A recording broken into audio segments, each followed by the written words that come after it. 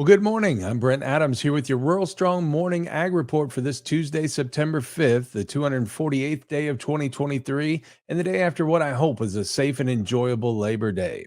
Well, it could be a September to remember as U.S. lawmakers face daunting differences over spending decisions needed to keep the government open after the fiscal year ends on September 30th.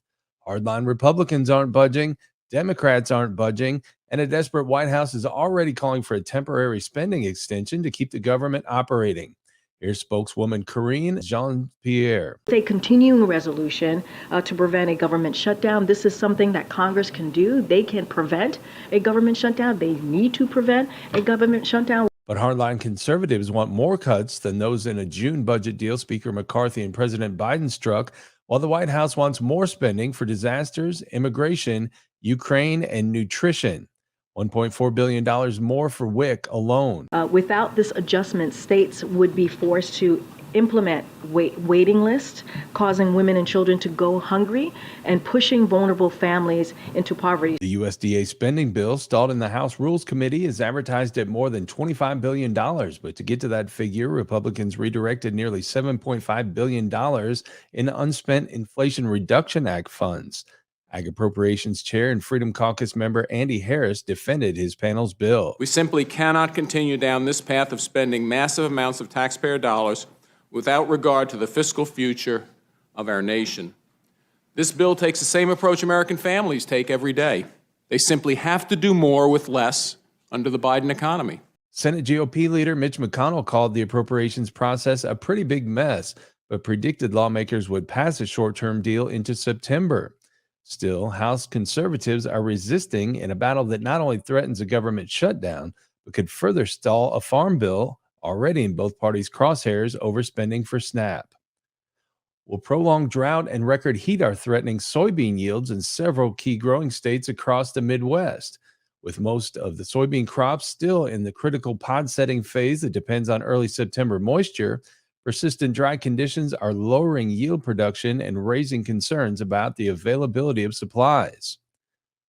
CoBank's Knowledge Exchange did research that found soybeans have a much tighter supply situation than corn due to the loss of planted acres. Tanner Emke, lead grains and oilseeds economist for CoBank, says that if hot and dry conditions continue in the Midwest and yield loss for soybeans increases, the U.S. soybean supply will tighten further. That will result in stronger interior cash basis and lower exports. More pods will likely get aborted if the hot and dry conditions continue. In addition to drought and heat stress, scouts on the recent Pro Farmer Crop Tour noticed southern death syndrome across multiple soybean fields. Well, recent farmland sale prices and values have increased to levels never before seen in the agricultural land market.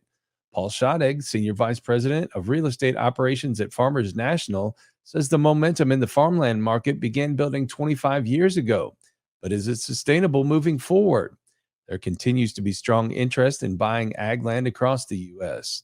Both individual buyers and land investors have created this competitive atmosphere in the agricultural real estate market. Schottegg and Farmers National predict that will increase moving through the second half of 2023. At the same time, properties offered to the market will likely be limited, which will help sustain current values. They also expect to see a plateau in land values based on past agricultural cycles and a new normal in land values. Land values will continue to be driven by buyer competition and available supply for sale. Also this morning, the cost of transporting harvested commodities down the Mississippi River is climbing. The rates are rapidly rising as shrinking water levels drive barge freight rates higher. The forecast calling for below average rainfall isn't offering any relief. Bloomberg says barge spot rates on August 29th were up 49% from the prior week and 42% from last year at $23.34 per ton. USDA data says that's 85% higher than the 3-year average. Last year, extremely low water levels stranded more than 2,000 barges on the Mississippi River, bringing commerce to a halt on the waterway. The Mississippi River carries more than 45% of all U.S. agricultural exports to ports in the South. Water levels resumed dropping in June, restricting the amount of grain allowed on each barge. That, in turn, leads to a tighter supply of barges as more of them are required to transport the same amount of grain. And finally, this morning, how were agricultural import projections adjusted in USDA's August quarterly ag trade forecast for fiscal year 2023 and reflected in the first forecast for fiscal year 24? Here with the details is USDA Radio's Rod Bain. USDA's revised ag trade numbers show imports of over $196 billion with a B dollars, down from the quarterly forecast in May of $198 billion in imports for fiscal year 2023. Yet USDA's first look at FY24 ag trade shows imports reaching a record of $199.5 billion. Sean Arena of the Office of the Chief Economist explains, however, that most of our imported agricultural product are in non-competitive type of areas. Import of products like bananas, pineapples, mangoes, coffee, tropical zone products that we don't produce really here in the U.S. And we also have a lot of counter-seasonal type of products we import that sort of complement our own growing cycles. Think of things like blueberries. There's a lot of processed foods mixed in here too, including alcoholic beverages, which do encompass a big part of our imports. Think of things like tequila. I'm Rod Bain reporting for the U.S. Department of Agriculture in Washington, D.C. Well, for more in-depth weekly ag news, please subscribe to the Tractors and Troubadours podcast from Rural Strong Media. Each week, we bring you agriculture industry newsmakers, hot-button industry issues, educational features, and the best in traditional country music. The Tractors and Troubadours podcast can be found at ruralstrongmedia.com or wherever you get your podcasts. We also invite you to join us each day on Rural Strong Radio, our 24/7 streaming radio station, playing agriculture programming and the best in traditional country music, mixed in with a little bluegrass, western swing, southern rock, and inspirational music. You can find Rural Strong Radio at ruralstrongmedia.com or on the Live 365 streaming radio app for your favorite mobile device.